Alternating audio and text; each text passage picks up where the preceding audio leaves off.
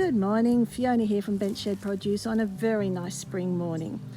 I'm not really showing you a cute maremma lying among the fleabane, I'm sorry about the weeds. What I actually wanted to show you was what Warrigal Greens look like in our region in late winter. And yes, it's growing among this dreadful weed, which I do my best to pull out. So you can see how it's really thin and sort of, I call it scrappy.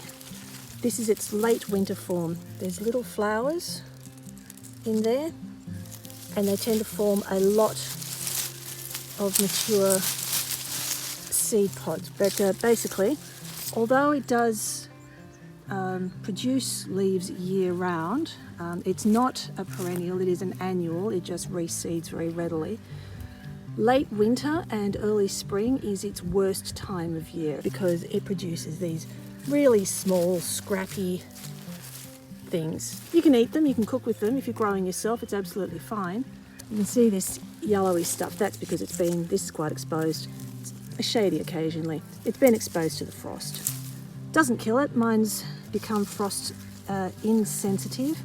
The ones that might come direct from the coast, they tend to turn to a mush in the frost. So you do want a hardened off variety if you can get your hands on it. So yes, that's Warrigals for you.